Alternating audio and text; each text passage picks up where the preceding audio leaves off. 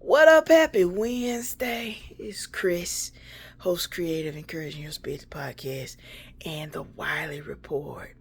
I made a video a few minutes ago talking about personal reflections, National Coming Out Day. You know what coming out has been and represented in my life, and I was still thinking about it. So I guess we can call this side B of the mixtapes. um, Two other thoughts, and then I'm gonna let it go.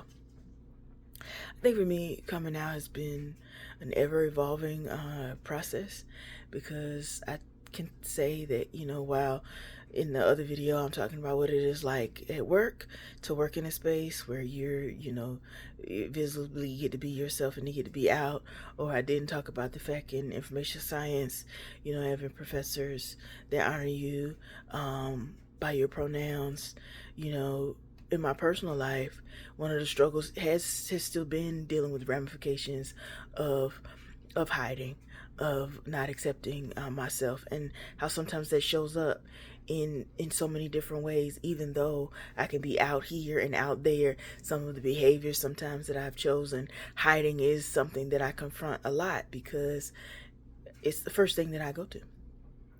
And I guess I say that to share because I always want to be transparent. I want to be open. And while I feel like as a person, I try to be positive about life or have a positive viewpoint, it's also true that lives.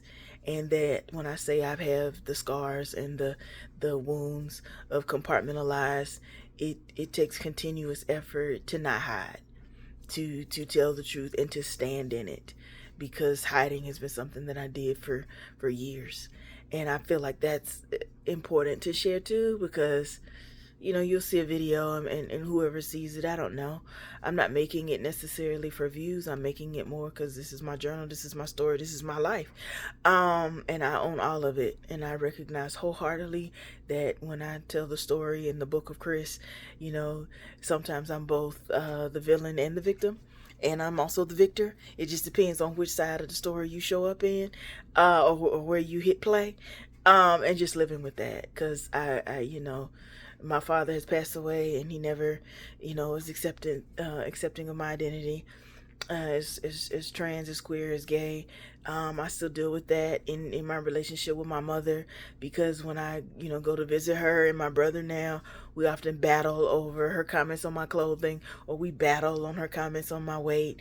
And I guess I say that because when I'm telling you that we, the urban, and therapists and friends and family, in terms of my spouse, or my wife, as I'm saying, and others, are so, in online communities, are so integral in in my own growth and continuing to grow, in accepting myself. That's so real and that's so valid. And I think that's just important to share, that when I say battling, I don't mean a battle in the sense that I've overcome. I think when I look at my life today, October the 11th, 2023, I say that, or I feel like I'm overcoming it and coming up with ways to not hide, to stand in the sunlight, to be, ourselves. I think too about like a video I saw the other day that talked about, you know, the importance of having cave dweller friends that will come stand with you in the dark periods of your life, not just the celebrations, because you really need both. You need people to go to brunch with, to have good times, to laugh with, and you also need people that come to you and you in the cave, and whatever that thing that is that you're facing when lives, whether that's death, whether that's grief, whether that's old wounds or wounds that are still present. Do you have people that are willing to stand with you, even if all they can do is sit in silence? And I think that too is a part of coming out, because for some people, coming out is identity and expression of LGBTQ plus, and for some people, coming out means something totally different. And we get to choose, and we get to decide what that means and how we show up in the world. And it's a continuous evolving process that I find myself continually thinking about how I show up, and teaching myself to not dim my light, and that I don't have to hide. that it's okay to be me.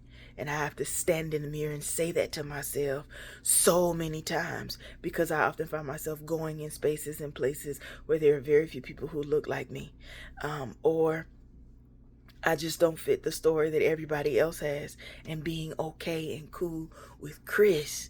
And I think that's a very valid part of the conversation. And that's all I got. I figured I'd add that because I didn't want to make another video to try to re-say all the same things I said in the other one. So this is side B. I'm gone. Peace.